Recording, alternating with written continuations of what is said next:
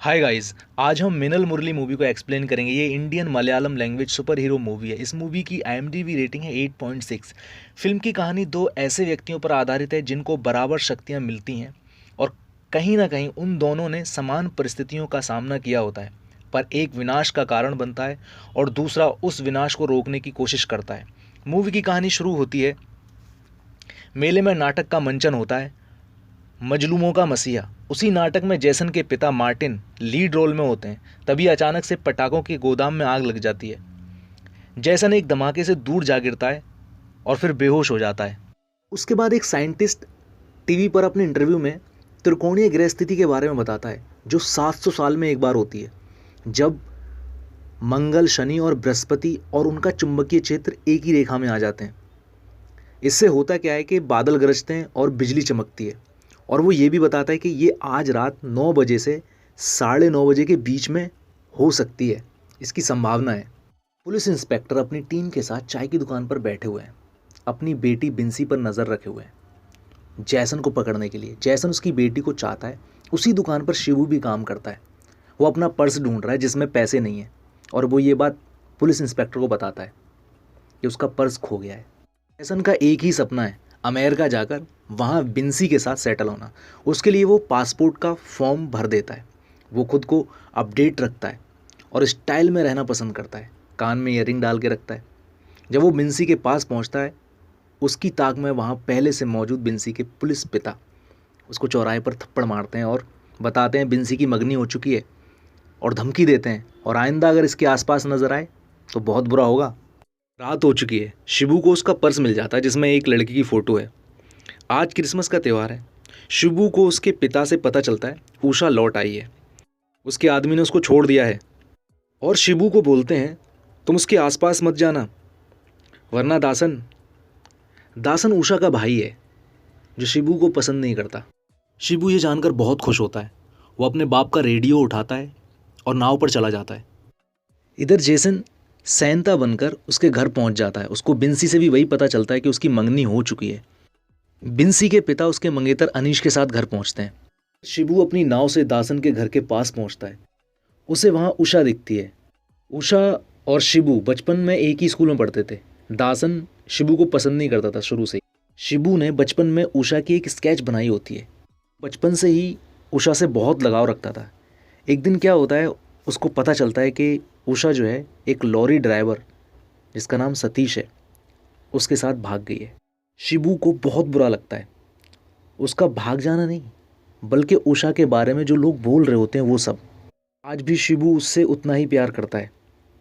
इधर जैसन अनीश और बिंसी को एक साथ बर्दाश्त नहीं कर पाता, और वो अपना मास्क हटाकर अनीश को बिंसी के बारे में भड़काता है। पुलिस इंस्पेक्टर अपनी रिवॉल्वर लेकर आता है। वो बोलता है तुम्हारी बेटी को अपना बनाने के लिए जैसन जान दे देगा, जान दे देगा जैसन। तभी उस पर बिजली गिर पड़ती है। बिंसी की माँ अपने पति की शक्ल देखती है और पूछती है आपने क्या किया। वो बेचारा कहता है मैंने तो गोली भी नहीं चलाई, बल्कि इस रिवॉल्वर में तो गोलियां है ही नहीं। वहाँ मौजूद सभी लोग इंस्पेक्टर की शक्ल देख रहे होते हैं। उसी टाइम पर शिबू पर भी बिजली गिरती है और वो नाव पर ही बेहोश हो जाता है। इधर जैसन को अस्पताल में भर्ती कराया जाता है। उसके पिता और बहन अस्पताल पहुँचते हैं।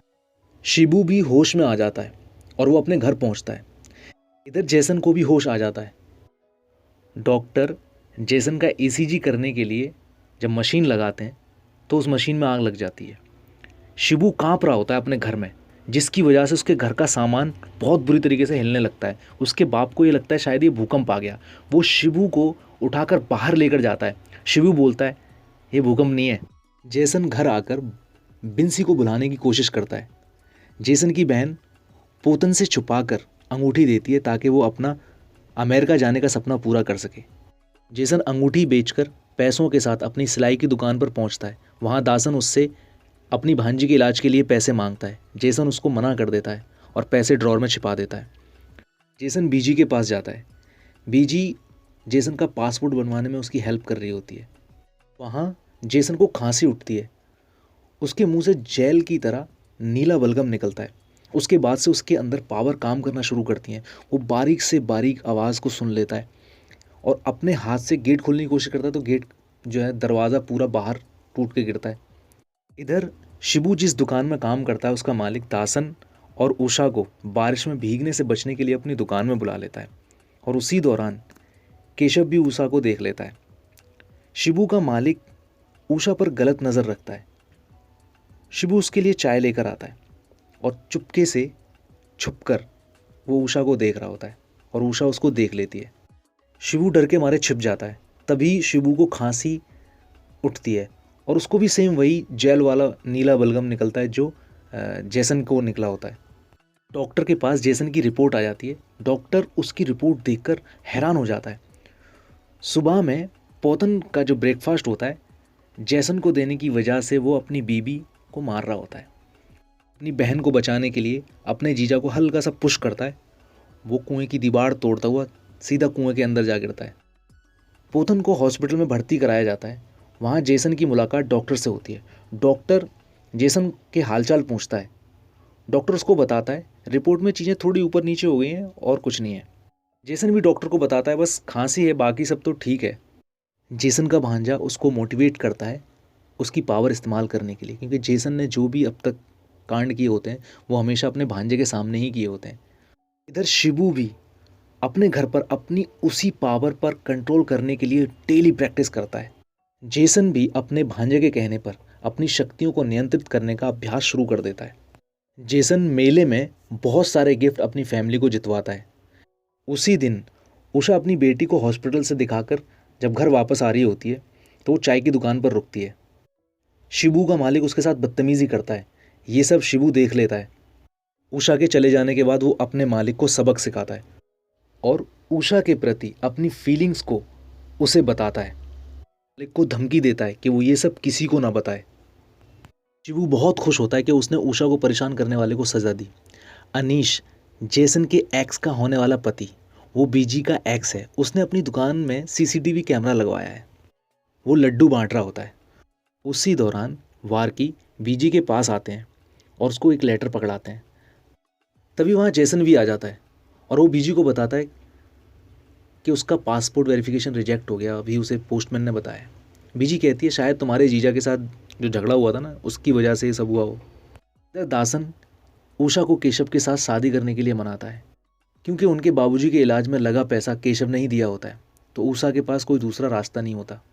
शिबू उषा को उसकी छतरी वापस करने उसके घर जाता है। वहाँ उषा की बेटी बेहोश हो जाती है। जेसन अपने पिता वारकी के साथ थाने पहुँचता है। वहाँ उसको पता चलता है कि उसका फॉर्म उसके जीजा की वजह से रिजेक्ट नहीं हुआ, बल्कि बिंसी के पुलिस इंस्पेक्टर बाप ने रिजेक्ट किया होता है ताकि वो बाहर जाकर बड़ा आदमी ना बन सके, इससे उसकी बेटी को फ्यूचर में कोई परेशानी ना हो। जेसन को वहाँ पता चलता है कि वो अनाथ है। उसके पिता वारकी नहीं बल्कि उसके पिता का असली नाम मार्टिन था। पटाखों की फैक्ट्री में आग लगने की वजह से उसके पिता की मृत्यु हुई और जेसन की याददाश्त चली गई। तब से उसको वारकी ने पाला। इंस्पेक्टर जेसन को बताता है तू बाहर से आया हुआ एक लावारिस है। जेसन ये सब सुनकर बहुत इमोशनल हो जाता है और रोता हुआ घर वापस आ जाता है। जब वारकी घर पहुंचता है वो जेसन को उसके पिता के बारे में सच बताता है और उसके पिता के सामान का बक्सा उसको दे देता है। जेसन को याद आता है उसके पिता मार्टिन उससे अक्सर अपने नए नाटक के हीरो के बारे में बात करते थे जिसका नाम होता है मिनल मुरली। तभी जेसन की बहन वारकी के चोटों के बारे में पूछती है कैसे लगी ये। जेसन भी बाहर आ जाता है। वो समझ जाता है ये किसने किया है। वो अपने भांजे से मदद लेता है और बदला लेने की तैयारी शुरू कर देता है। हॉस्पिटल में शिबू को पता चलता है कि उषा की बेटी का ऑपरेशन होगा तभी वो ठीक होगी। शिबू डॉक्टर को बोलता है आप ऑपरेशन शुरू कीजिए, पैसे मैं ले आऊँगा। शिबू बैंक लूटकर ऑपरेशन के लिए पैसों का इंतजाम करता है और इधर जेसन स्कूल फंक्शन में पुलिस पर हमला करके वारकी और उसके साथ हुए अन्याय का बदला लेता है। जेसन उस फंक्शन में पुलिस वालों को खूब मारता है, यहाँ तक कि बीजी की भी गर्दन उसी की वजह से टूटती है। जब इंस्पेक्टर को होश आता है वहाँ उन्हें मिनल मुरली लिखा दिखता है। इधर शिबू अस्पताल में पैसे लेकर पहुँचता है पर दासन ने पहले ही ऑपरेशन के पैसे जमा कर दिए होते हैं। वो उषा को कहता है वो परेशान ना हो, उसकी बेटी जल्दी ठीक हो जाएगी। अगले दिन पुलिस उस मिनल मुरली का पोस्टर छपवाकर उसे ढूंढना शुरू कर देती है। जेसन उस पोस्टर को देखता है। उस पोस्टर में लिखा होता है स्कूल फंक्शन में उत्पात के साथ साथ उसने बैंक को भी लूटा है। ये जानकर जेसन की परेशानी और बढ़ जाती है क्योंकि बैंक तो उसने लूटा ही नहीं होता। 2 हफ्ते बाद ही पुलिस के हाथ कुछ भी नहीं लगा होता। पोतन अपने दिमाग पर जोर डालता है। उसे लगता है कोई हमारे ही बीच का है क्योंकि उसने हमारी भाषा में मिनल मुरली लिखा था। पोतन जेसन पर शक करने लगता है और शक उसका पक्का हो जाता है जब उसकी बेटी मिनल मुरली वाला मास्क पहनकर उसके सामने आ जाती है। और शक और मजबूत हो जाता है जब वो सेम लुंगी जो मिनल मुरली ने पहनी होती है, जिसमें एक दाग लगा होता है, वो उसके सामने लटक रही होती है। उस दिन बिंसी यानी जेसन की एक्स की शादी है। वो अपने भांजे को बस तक छोड़ने आता है। उसका भांजा उससे पूछता है, आपने मास्क वगैरह सही से छुपा दिया था ना? तभी जेसन को होश आता है। वो वापस घर जाता है। वहाँ उसे पोतन नहीं मिलता। वो उसकी कार का पीछा करता है और उसमें से अपनी लुंगी और मास्क चुरा लेता है। वो पोतन से बचकर शादी वाली बस में बैठ जाता है और बीजी के साथ बिंसी की शादी अटेंड करता है। और वो अब बीजी के साथ ज़्यादा टाइम स्पेंड करता है जब से बिंसी की शादी हुई है। वो ऐसे दिखाता है उसको जैसे वो बहुत कमज़ोर है, क्योंकि बीजी जो है वो कराटे मास्टर है। एक दिन बीजी जेसन की दुकान पर आती है और वो उसको बताती है, पंचायत का आदमी वेरिफिकेशन करा देगा, पैसे तैयार रखना तुम। जेसन को ड्रॉर में पैसे नहीं मिलते। वो दासन से पूछता है। इधर थाने में इंस्पेक्टर की टीम का एक पुलिस वाला उस हमले की रिसर्च को टेररिस्ट अटैक से जोड़ देता है। पोतन बोलता है इस सब के पीछे जेसन का हाथ है, पर इंस्पेक्टर उसकी बात पर यकीन नहीं करता। जेसन और दासन के बीच पैसे को लेकर हुए झगड़े के बारे में सबको पता चल जाता है। इवन पुलिस तक को ये बात पता चल जाती है। शिबू दासन के पास जाता है पैसे लेकर, ताकि वो जेसन के पैसे लौटा सके, और वो ऊषा के साथ शादी करना चाहता है। दासन उसको मना कर देता है। तुम पागल हो तुम्हारी माँ की तरह, ये कहकर उसको वहाँ से जाने के लिए कहता है। वार्की जेसन को बताता है जब तुम छोटे थे तब उसने तुमको खिलाया था और बहुत परेशान है बेचारा वो इस वक्त। तुमको उससे माफ़ी मांगनी चाहिए, तुम्हें ऐसे नहीं बोलना चाहिए था उससे। जेसन दासन से माफ़ी मांगने उसके घर जाता है। उसको पता चलता है दासन घर नहीं लौटा है, अभी दुकान पर ही है। शिवू फिर से वापस लौटता है और अपनी शक्तियों का इस्तेमाल करता है। दासन को डराता है। दासन को दुकान में बंद करके उसमें आग लगा देता है और लोगों को मदद के लिए पुकारता है। उसका मालिक उसे देखकर समझ जाता है कि ये काम इसी ने किया है और किसी ने नहीं। जेसन दुकान पर पहुंचता है। वहाँ उसे मिन्नल मुरली दीवार पर लिखा दिखता है। शिबू का मालिक गांव छोड़कर भाग जाता है। पुलिस जेसन की दुकान का मुआयना करती है। जेसन बीजी को अपना सच बताता है, उसको अपनी ताकत दिखाता है और उसको बताता है कि उसने बैंक नहीं लूटा और ना ही उसने दासन को मारा है। जेसन, बीजी और उसका भांजा तीनों मिलकर उस दूसरे मिनल मुरली को ढूंढना शुरू कर देते हैं। पुलिस ने मिनल मुरली का पता चलने पर उसकी इतला घंटा बजाकर देने का हुक्म दिया होता है। सब तरफ मिनल मुरली को ढूंढा जा रहा होता है। पुलिस को अनीश की दुकान में लगे कैमरा से उसकी फुटेज मिलने का चांस दिख रहा होता है। वीडियो चलना शुरू ही होता है तभी लाइट चली जाती है। शिबू मिनल मुरली बनकर थाने पहुंचता है। शिबू थाने में उस फुटेज के लिए आया होता है। अनीश उसको वो देने ही वाला होता है तभी वहाँ पर जेसन आ जाता है ढाटा बांधकर। जेसन वो कैसेट लेकर भागता है। शिबू उसके पीछे पड़ जाता है। दोनों कैसेट के लिए लड़ते हैं और एक बस पर चढ़ जाते हैं। शिबू जब जेसन को मारता है तभी वो ड्राइवर के ऊपर जा गिरता है, जिससे ड्राइवर मर जाता है। बस बिना ड्राइवर के चलती है। शिबू उस कैसेट को तोड़ देता है। शिबू जब बस से निकलने के लिए छलांग लगाता है, जेसन उसे पकड़ने की कोशिश करता है तभी उसकी पीछे से शर्ट फट जाती है और जेसन वहीं गिर जाता है। शिबू वहाँ से भाग जाता है। जेसन बस में मौजूद सभी लोगों को बचाता है और उस पर लिखता है मिनल मुरली ओरिजिनल। फिर जेसन अपनी दुकान को ठीक करवाता है और अब मिनल मुरली ओरिजिनल के हर तरफ चर्चे होते हैं। शिबू उषा के पास जाता है तभी वहाँ केशव आ जाता है। वो उसे डांट कर भगा देता है। उसके बाद केशव अपनी गाड़ी के साथ नदी में डूबा हुआ मिलता है और उसकी गाड़ी पर लिखा होता है मिनल मुरली ओरिजिनल। जेसन उस दूसरे वाले मिनल मुरली का वही कपड़ा ढूंढने वहाँ जाता है बिजी और अपने भांजे के साथ। वहाँ उसे वो कपड़ा मिल जाता है। इधर पोतन को स्कूल से उस फोटोग्राफर का पता चलता है जिसने उस स्कूल फंक्शन में फ़ोटो खींचे होते हैं। शिबू को हॉस्पिटल में पता चलता है किसी लड़के की वजह से मशीन ख़राब हो गई थी जिस पर वो बिजली गिरी थी। जेसन अपनी दुकान पर आकर उसको अपनी ग्राहक डायरी में देखता है। वहाँ उसे पता चलता है वो शिबू है। शिबू को हॉस्पिटल में विजिटिंग लिस्ट में पता चलता है वो जेसन है। पोथन उस फोटोग्राफर के पास पहुँचता है। वहाँ उसे उस मिनल मुरली की फ़ोटो मिलती है मास्क के साथ। अब शिबू और जेसन दोनों एक दूसरे के बारे में जानते हैं। गांव वाले जेसन पर शक करते हैं। शिबू जेसन से मिलकर अपनी सारी सच्चाई बता देता है और जेसन को धमकी देता है कि अगर तुमने उषा को बताया कि दासन को मैंने मारा है, उस दिन मैं पूरे गांव को तबाह कर दूंगा, जलाकर राख कर दूंगा। तभी वहाँ पुलिस आ जाती है शिबू के मालिक के साथ। शिबू जेसन को वहाँ से निकल जाने के लिए कहता है। शिबू अपनी पावर से उन लोगों से लड़ता है। पोतन जेसन को गिरफ्तार कर लेता है और वो उसको लॉकअप में डाल देता है। इधर मेले की तैयारी भी शुरू हो चुकी होती है। अब पूरा गांव शिबू को मारने के लिए उसके पीछे पड़ जाता है। जब वो अपने घर जाता है, वहाँ उसको अपने घर में उषा अपनी बेटी के साथ मौजूद मिलती है। वो उसके पास बैठता है और बहुत इमोशनल हो जाता है और बहुत खुश होता है और गांव वालों को वो अपने घर की ओर आते देखता है जिनके हाथों में मशालें हैं। वो अपने घर का दरवाज़ा बंद करता है और उन लोगों से लड़ने के लिए बाहर आता है।